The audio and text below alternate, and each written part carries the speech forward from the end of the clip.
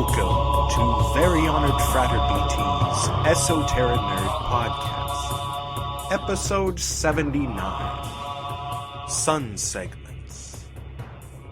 And now it's time to revisit our segments, Aleph, Bet, Vet, Gimel, Dalet, Hey, in which I recite the Book of Tokens by Paul Foster Case, one letter at a time. Now, we started with Aleph, I believe, a while back, and we moved on to Bet. We're going to be skipping a little bit to keep consistent with the rest of the episode, which is all about Resh and R and the Sun card and stuff like that. And so I will be reading from the Book of Tokens by Paul Foster Case while a motorcycle drives by in the background. The Meditation on Resh. I am the face which shineth ever, and before which the darkness hasteneth away. I am the white brilliance of the head which is not a head.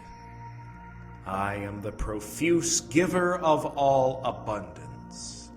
Yet though I am the greatest of the great, I am also the smallest of the small. I am the depth as well as the height, the without as well as that which is within, for in me are all opposites united. I am the glory of the eternal source, and I am the fountain of the kingdom of the ageless results.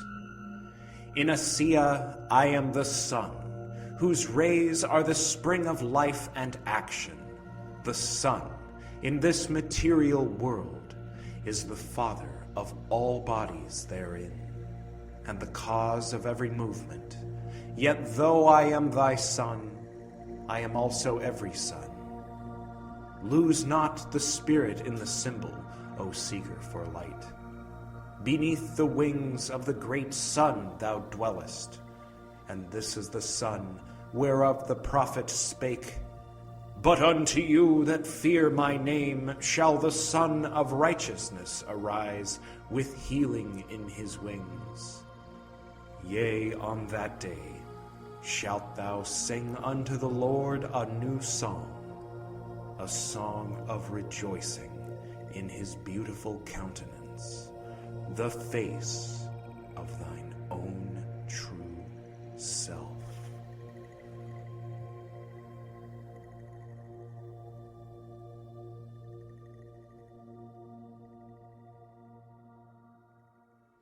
Thank you very much, very honored Frater P. Centuries ago in northern Europe, up where it gets very cold, some of my ancestors worshipped the goddess Sana. She was a healer goddess, and she rode in a chariot of fire through the cloudy sky. And when she was around, the icy grip of death would loosen for a while. She is described in the poem Voluspa, the sun, the sister of the moon from the south. Her right hand cast over heaven's rim. No knowledge she had where her home should be. The moon knew not what might was his. The stars knew not where their stations were. Meanwhile, in Japan, she was worshipped as Amaterasu, goddess not only of the sun but of the whole universe. Once, after being particularly harassed by her brother, she hid in a cave, and there was only night, until she was tricked out of the cave. The other gods threw a party, and spoke loudly of this new goddess that was even more beautiful than Amaterasu. They placed a mirror outside the cave, and when she came out to look, seeing her own reflection, she saw there was indeed a great and beautiful goddess, perhaps even more so than herself. She became jealous and joined the party. The other gods blocked the way back into the cave before she realized she had been tricked. there was no one more beautiful than Amaterasu.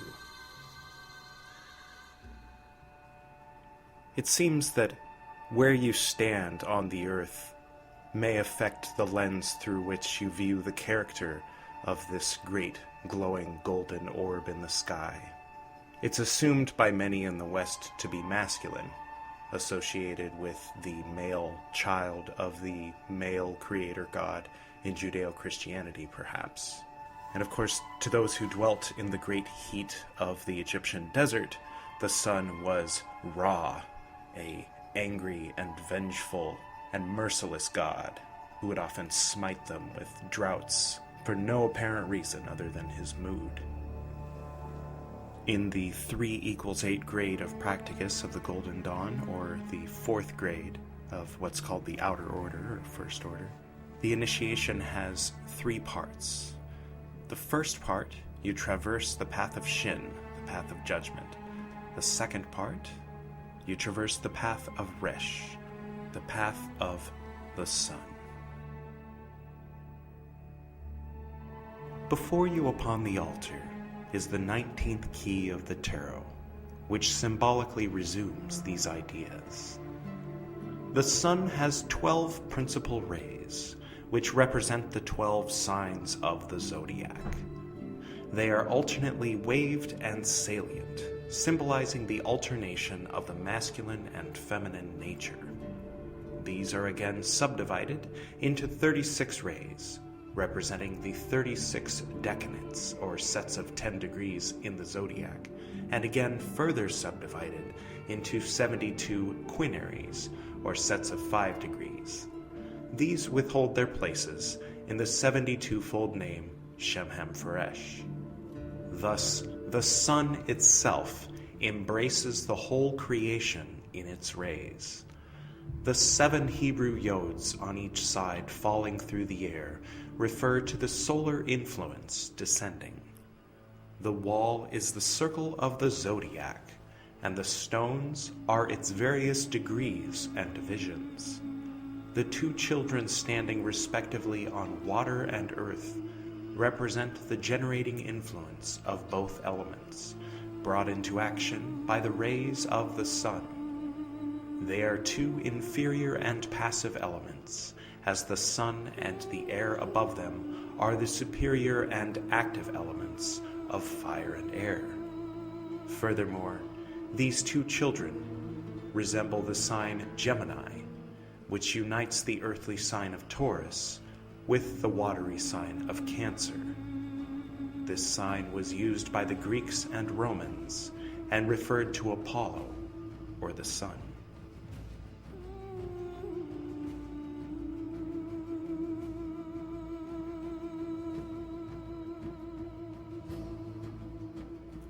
And now for the focus of today's episode, the next rung on the ladder, the next step on the stairway in our ongoing segment,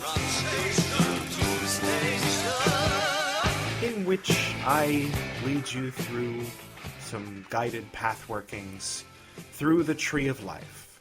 Now, if this is the first of these you've heard, it might be a little weird. Now, you're welcome to listen to it if you'd like. Technically, you'd be kind of going out of order. If you want to do this in order, then really what you should do is check out episode 35, in which we establish the Temple in Malkuth.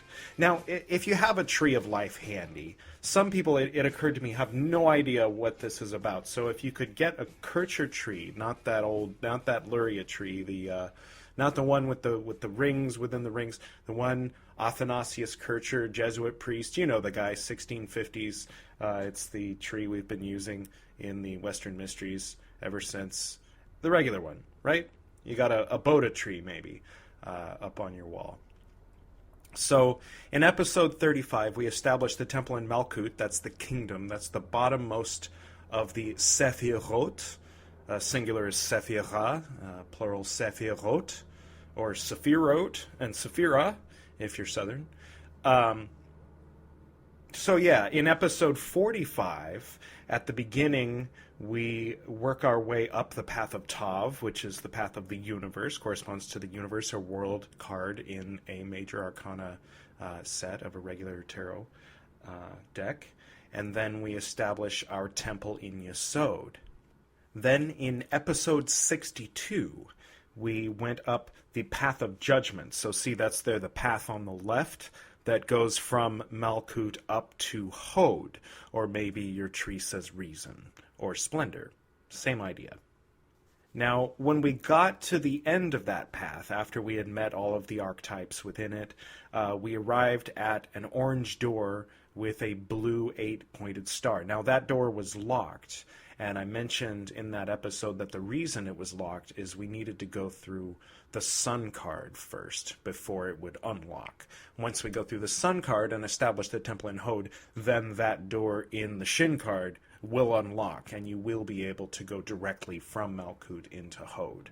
But first, we need to elevate from Malkuth to Yesod and get into Hod from Yesod by way of the path of the sun card. Now, I need to tell you that what I'm giving you is the canned form of something that really ought to be hunted. I'm doing so because there's only a small number of people that are going to actually seek this out. Everyone who seeks it out gets a different sort of nuanced message. What I'm giving you is what in my mind is a certain universalization of my own experience with these paths, emphasizing certain points which I felt were important or which my guides pointed out to me.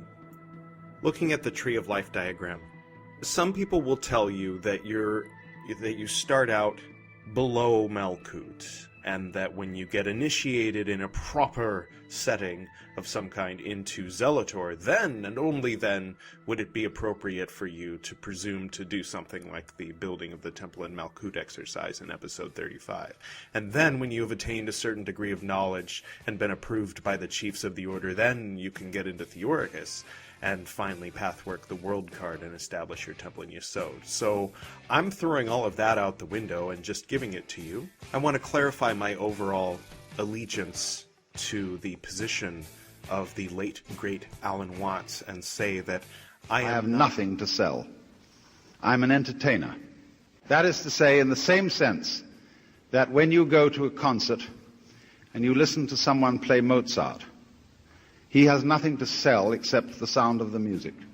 He doesn't want to convert you to anything. He doesn't want you to join an organization.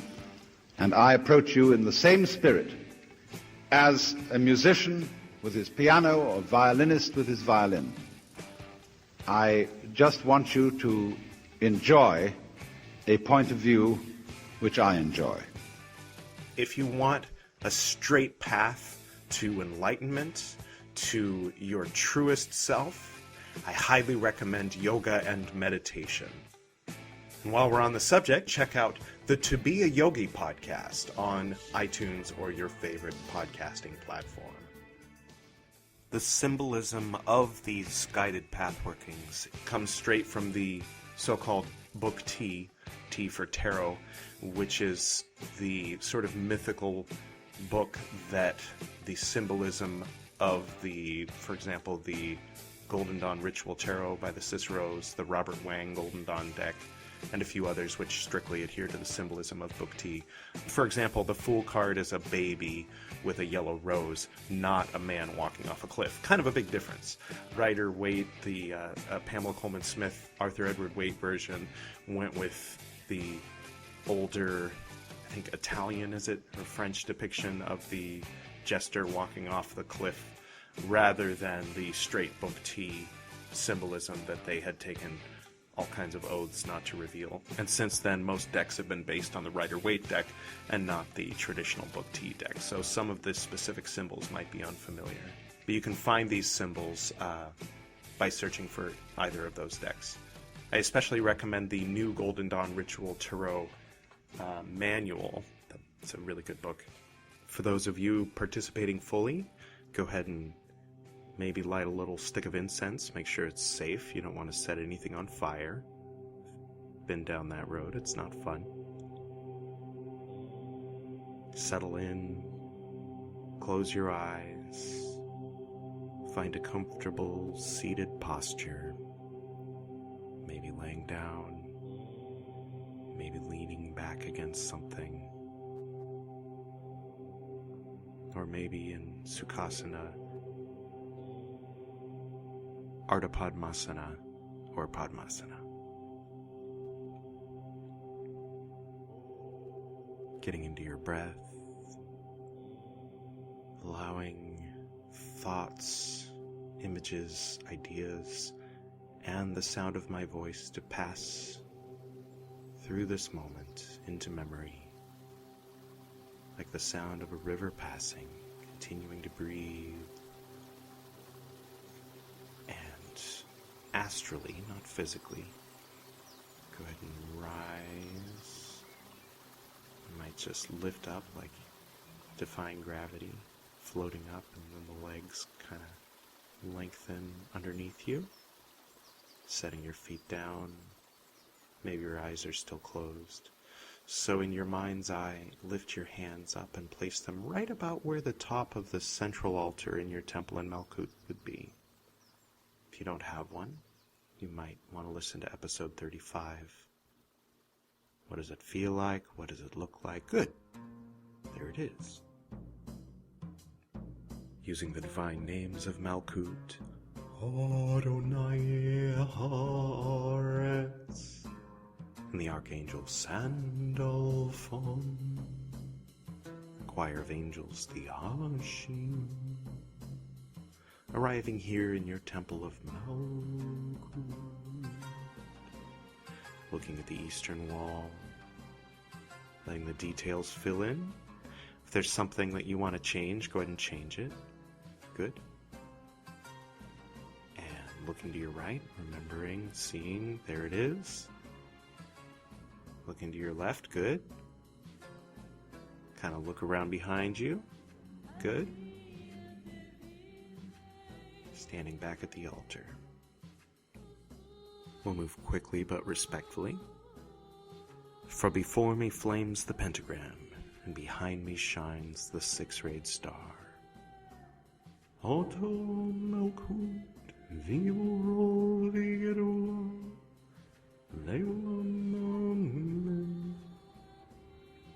I hope you guys don't mind going a different way this time. Instead of using the 3 portals in the east, let's look up. Looking up. If there's a ceiling, let's open up that ceiling. And looking up at the starry night sky up above, and allowing the image of the universe card, Isis, Sandalphon, dancing with the 2 pillars, surrounded by the 12 orbs of the 12 different colors of the zodiac. The bull on the lower left, the man on the upper left, the eagle on the upper right, and the lion on the lower right. The 72 little white dots, the angels of the Shemhem Pharesh. Looking up at this image, allow your feet to lift up off the ground as we vibrate the names of Yesod, which is the sphere up above that path.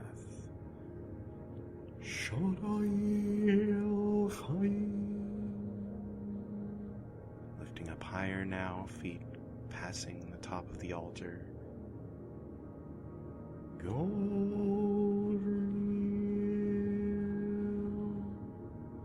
If it's an enclosed structure, you've gone out the top and it closes down and you see the rest of Malkuth and you're rising up into space. You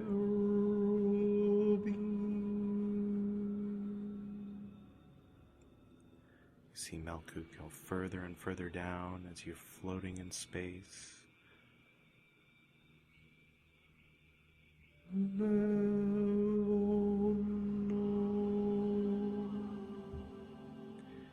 Now, if you haven't heard episode 45, it goes in depth into this path. We'll be moving quickly through this path for today.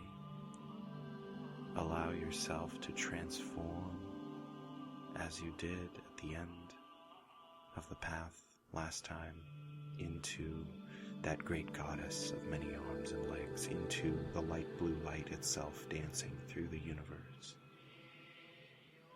And about you are the 72 angels of the Shem HaMephoresh, and the 12 signs of the zodiac surround you, rising higher and higher and higher until you find your feet, now either hovering just above or having landed upon the floor of your Temple In Yesod.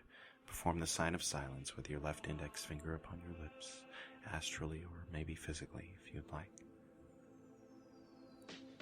And place your hands back on your central altar in your Temple In Yesod if you have one, finding some way to connect back with your Temple In Yesod, remembering what it looks like, briefly reconnecting.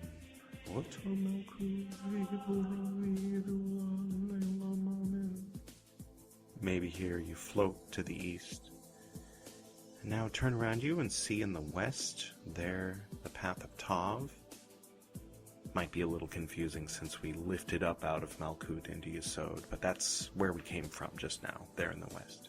So turning around to face east, those who know your Hebrew will be able to easily visualize the Samek in blue on a little banner up above a central portal of some kind. And there on the right is a purple tzadi, the path of the star card underneath. And there on the left is an orange resh, and underneath is the sun card. So this is toward the left side of the eastern wall, or the eastern side of your Temple In Yesod, and we're standing there before the path of the sun. You see there up in the sky a great sun with 12 rays, alternating straight and wavy, yods on the left and on the right, flowing downward. You see a circular wall of rocks, and inside you see earth and water, with children playing, a little girl in the water and a little boy on the earth, and a great blue sky, and the sun's rays shining everywhere, within, below, and above and beyond the visible light spectrum. So we're going to draw the letter Resh there in the air in white, right in the middle of the portal. And we're going to use the divine names of Hod, which is the Sephira that this path leads to. First with the sign of the Emperor, reaching up, drawing down, projecting forward into the portal, into the image, and into the letter Resh, vibrating the divine name.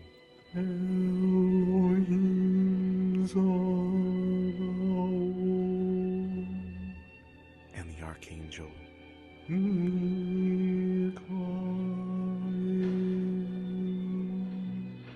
The choir of angels. Beni Elohim. And the heaven of Isaiah, the Hebrew name of the planet Mercury. Kokab. In the Temple In Yesod, looking at the sun card, reaching up, drawing down, projecting forward, stepping through into the sun card, turning around and closing the veil or door behind you.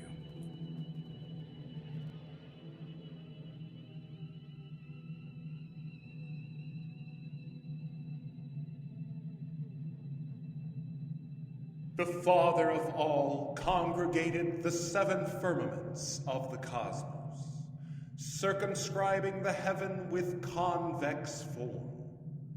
He constituted a septenary of wandering existences, suspending their disorder in well-disposed zones. He made them 6 in number, and for the 7th he cast into the midst thereof the fire of the sun, into that center from which all lines are equal, that the swift sun may come around that center, eagerly urging itself toward that center of resounding light. As rays of light his locks flow forth, stretching to the confines of space.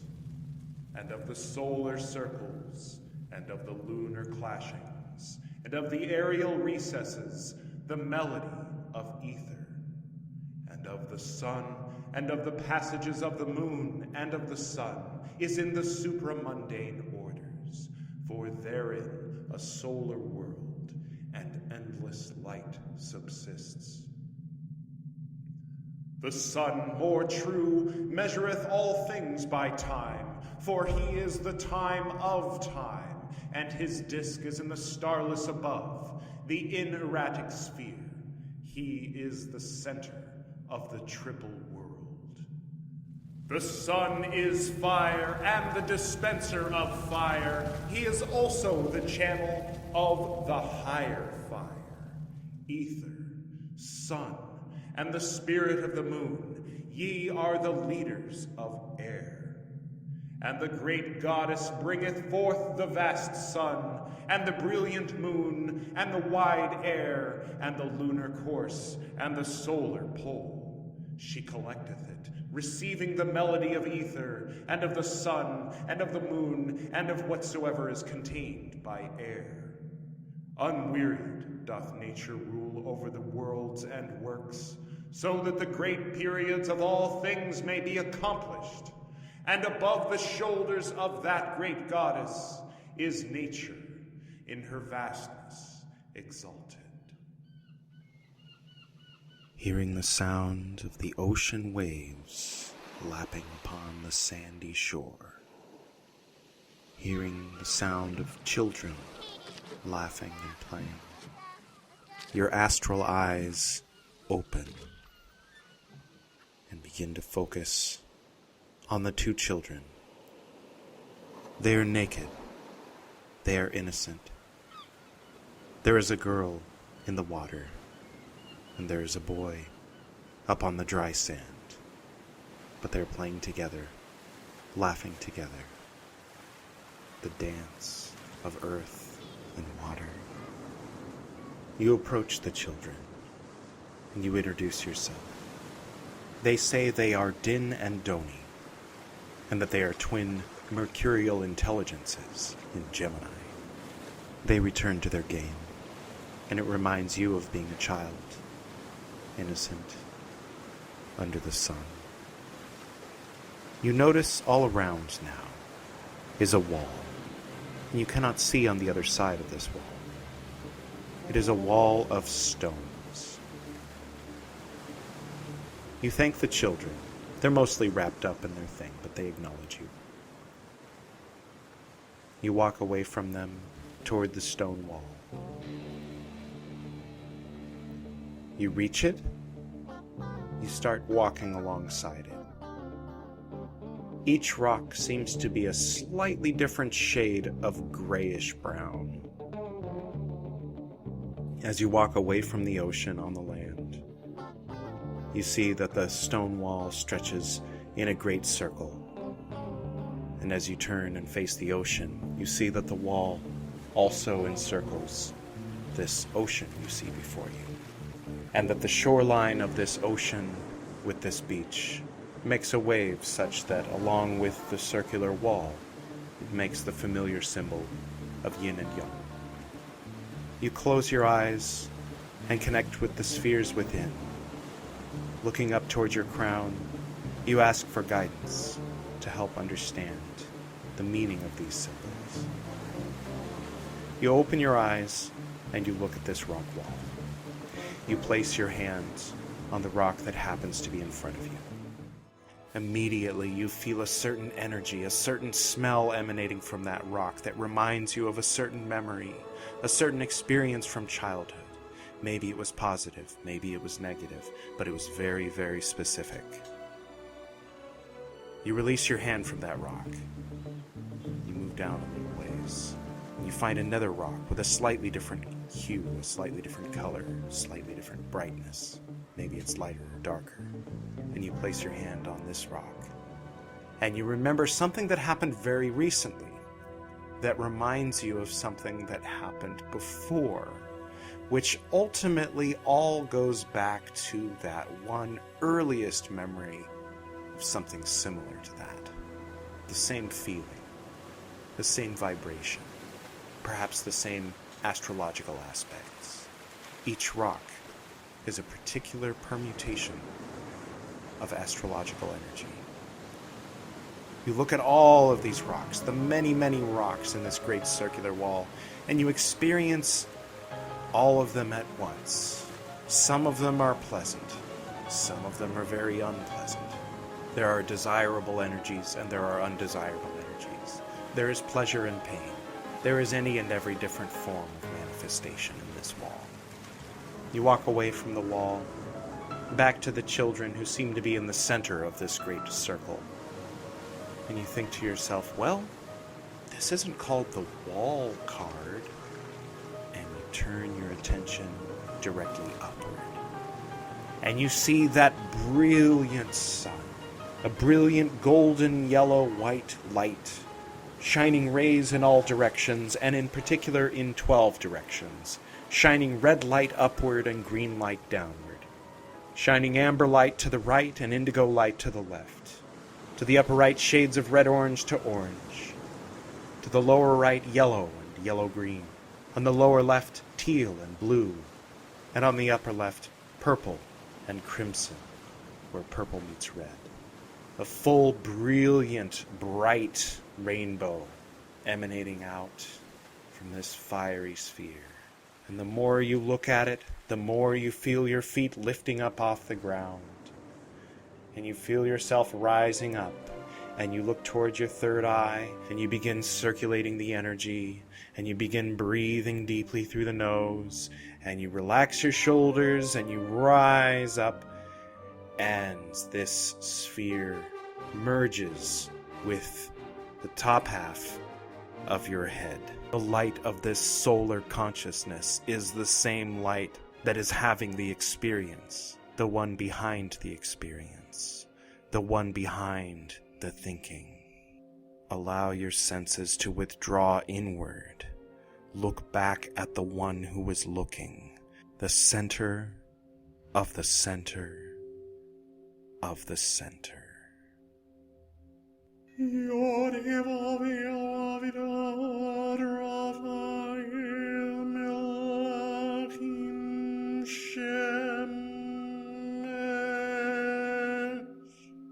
Illuminating the whole head with light, with consciousness, with awareness, awareness of awareness, this moment, here and now. The whole universe in 10 directions is the brightness of the self. The whole universe in 10 directions exists within the brightness of the self. In the whole universe in 10 directions, there is no one who is not themselves. The whole universe in 10 directions is the brightness of the self.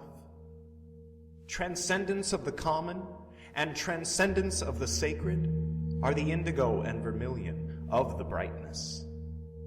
Practice and experience are the brightness being separated into means and ends. Smoke, mist, water, and stone.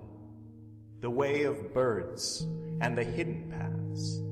These are the turning cycle of the brightness. The whole universe in 10 directions is the concrete self. The present 7 feet of skull and bones is just the form and image of the whole universe in 10 directions. The existence of each moment of totality possesses each moment of totality.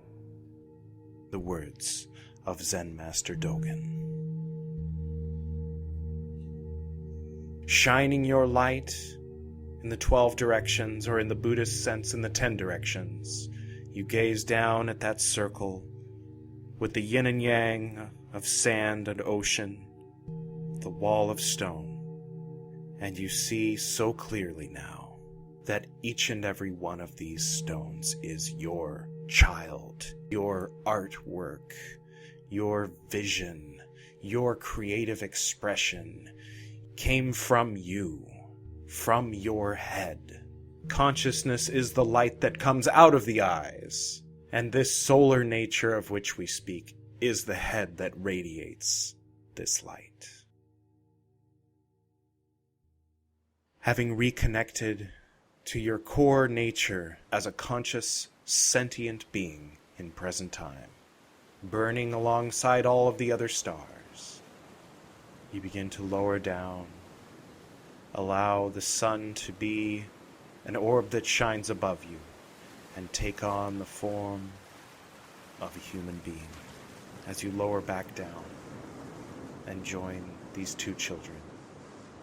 And now they look at you differently because they know that you know what they know. And you know too, so you laugh with that same childlike innocence that they laugh with. You look over to that place on the wall and you notice something has changed. Something orange there on the wall. You say your goodbyes once again to the children, and you walk along the shore, feeling the sand under your feet, feeling the mist from the ocean, breathing the air, feeling that fiery orb of the sun above.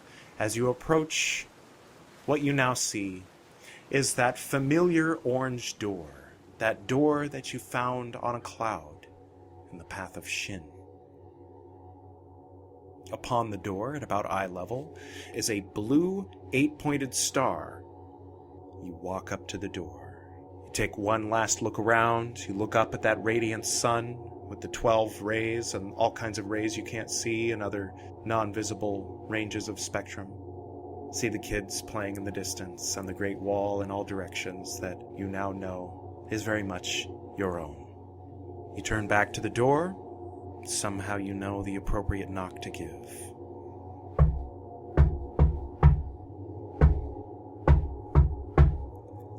And you reach down for the knob, and this time it turns. And you open the door, and you pass through, turn around, and close the door behind you. And you turn away from the door to face east. And at first, all you can see is light. A blinding light in all directions as your spiritual eyes adjust to this new level.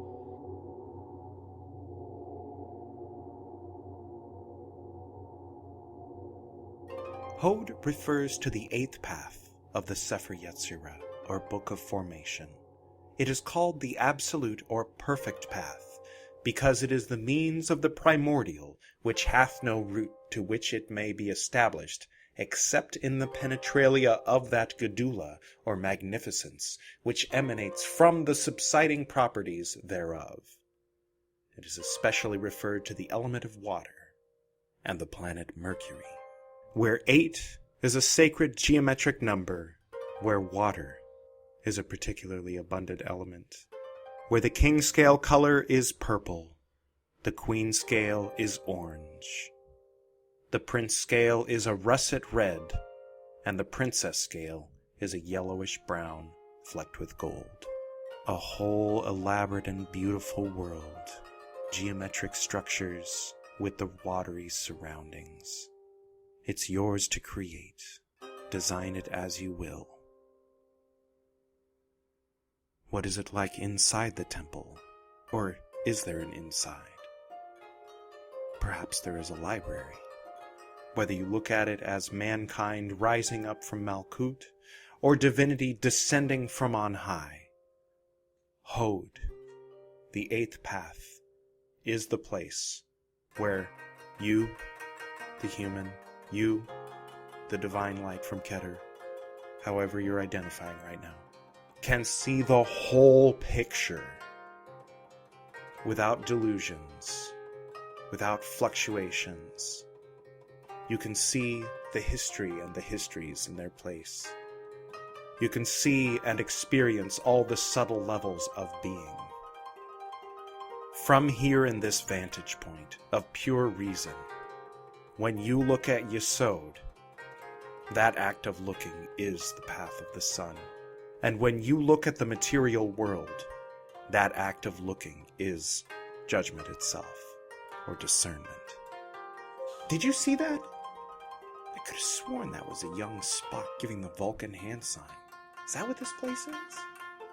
And though here in Hod you can intellectually understand any and all things, this is not the highest sphere that you can attain. It takes 2 opponents to play chess, and a chessboard has 64 squares, 8 times 8, the number of the camia of Mercury. It takes 2 poles to have electricity. This intellectual understanding of all things is limited to the 2-pole universe. What does your temple look like? What's it made out of? Maybe it's based on Greco architecture. Maybe there's more of a crystal thing happening. Maybe something else. Play with it. Let it change. Maybe come back here later and work on it, rather than seeing it as some diagram on a piece of paper in front of you. Perhaps you might see it from the vantage point of the temples you've built within the spheres, and the experiences you've had thus far on the paths. Proclaim to the ends of the astral plane in the name of Elohim Zabaoth and Mikhael, and the mighty choir, the Beni Elohim. I proclaim that this is my temple in Hod. Take a few moments to explore, to create, and to experience your temple in Hod.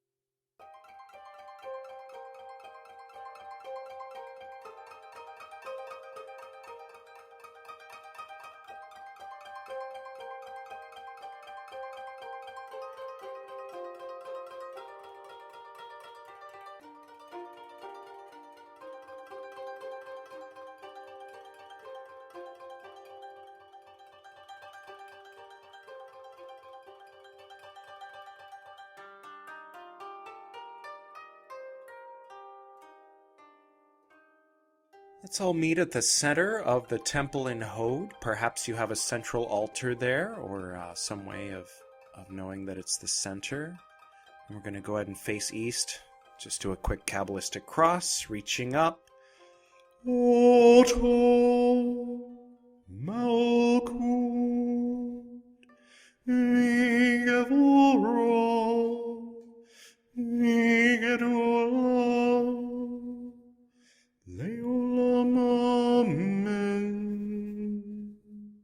We thank you, O Elohim Zabaoth, for allowing us to enter thus far into the sanctuary of thy mysteries, of the inner landscape of our own hermetic tree of life. May these experiences serve as tools to aid us in our continued search for the quintessence, the stone of the philosophers, the summum bonum. May these exercises increase my understanding of the universe and my place within it, of the divinity of my own soul and of everyone around me. Notice now, as we look to the east, that there is a path right in the center of the east, a blue letter mem hanging, and as you part the veil or as you allow the portal to open, you see on the other side there the path of the hanged man. Okay, that's nice. Let's go ahead and close that. That's leading up to Geburah. Next to it, toward the right, on that same eastern wall there in front of you, you see an indigo ion. And as you kind of motion with your hands to open up that portal, you see the devil card. Okay, that's nice. That's leading up to Tiferet. And now, as you turn and face directly to the right, directly to the center of the southern side of your temple here in Hod, you see a red letter Pei up on a little banner. And as you part that veil, you see there the tower card. Okay, people screaming, things falling. That's nice. Let's go ahead and close that. That leads across horizontally to Netzach, the green sphere, victory or desire. Still facing toward that wall on the right, the southern wall, looking a little bit to the right, so toward the west side of the southern wall, up there, you see that little banner, the Resh that we just came in through. It's a orange letter Resh hanging there on the banner. If you part the veil a little bit there on the wall, you can see through, and it's, sure enough, it's the sun card, and we know that leads back to Yesod, and then we can go back down the path of the world, path of the universe that we took earlier, or let's go ahead and close that. And let's turn and face the western wall. Okay, so notice there in the center of the western wall, no path.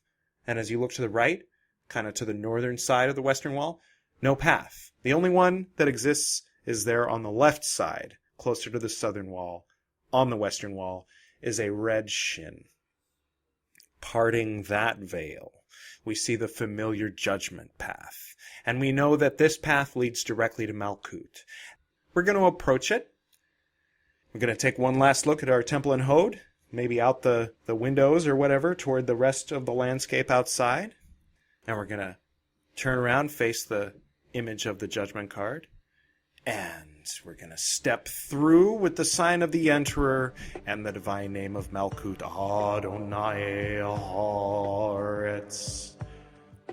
And just for the sake of brevity, as we step through, we find ourselves in a stairway going down. The stairs are red, the walls are red, but there's some rainbow stuff happening, and the banister is red. We're walking down, lots of steps, and we see down there is a big, strong wooden door with the symbol of Malkuth there, the earth tones with the white hexagram there at eye level. And we reach the bottom of the stairs, and we knock there on that big, strong wooden wall.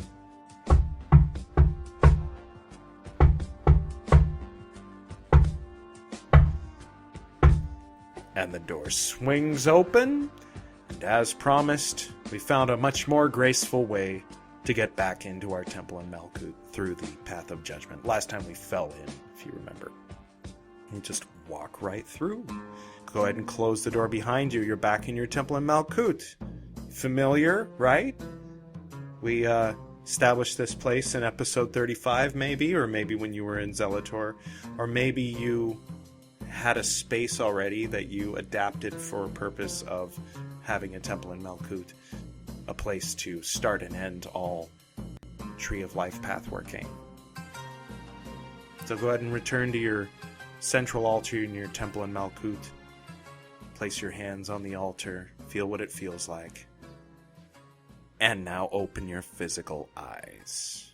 Perform the sign of silence. Left index finger on your lip. Welcome back. And I hope you enjoyed your pathworking of the Sun card and perhaps the beginning of the establishing of the Temple in Yesod. You can return there, you can change it, you can make it exactly how you want it, and as you increase your studies, as you increase your contemplation of the nature of these energies, the nature of these paths, and the nature of these spheres, the temples will become more clear, more specific, and you'll be able to consciously make the changes to make them most accurately reflect your understanding of these energies.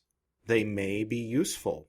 Keep in mind that you don't want to get stuck there for too long. It's always good to come back to your Temple in Malkuth, back to the middle pillar. You remember how reason was connected through the Hanged Man path to severity itself, to Gebura. Rational analysis is sword-like and penetrating. It involves dissecting frogs, for instance. On the other side of the Tree of Life, you have Netzach receiving the waters of Kaf from Chesed, mercy. Pure agape love unfolding in the lower astral realms in the form of desire. Some people in general lean more toward Hod, some people more toward Netzach, but the ultimate goal in this work is to find our center, and to be able to maintain that center even when working with energies that might be off-center. Do feel free to reach out to me if you have any feedback, if you had an experience you'd like to share. You can reach me at vh.frater.bt@gmail.com. Today's music included, as usual, Susumu Ueda and his father and the other monks at Jofuku-in Temple on Mount Koyasan. That's the music you're hearing right now. You also heard it at the beginning of the episode. And at one point, you heard one of the other tracks, the track that you always hear in the Esoterinerd in the introduction and the outro is the meditation on fire. The meditation on wind was played as we were lifting up out of the Temple in Malkuth into the universe card. Special thanks to Israeli Sesame Street for the Aleph Bet Vet Gimel Daled Hey, to David Bowie for From Station to Station, Pink Floyd, Set the Controls for the Heart of the Sun, Brian Dahl with Golden Dawn LVX and the Temple, to Alan Watts, to Robert Slapp for the Eternal Ohm, to Dead Can Dance for the Lotus Eaters, to Arctia for a track called Black Hole, to Wardruna for the music behind the story of Sana, to Kenji Kawai for the Ghost in the Shell soundtrack, Hans Zimmer for the Gladiator soundtrack, Danny Elfman for the Edward Scissorhands soundtrack, to Orbital, to Beethoven for the third movement of the Moonlight Sonata, to Beethoven for the third movement of the Fifth Symphony. I just love those third movements, what can I say? And special thanks to Deuter, as well as Hakume and Makyo's tantric dub version of the Laya Yoga chant. Most importantly, special thanks to the Esoterinerd listening to this podcast right now. Go forth aware, awake, alive, and alert in the light of the sun. Namaste.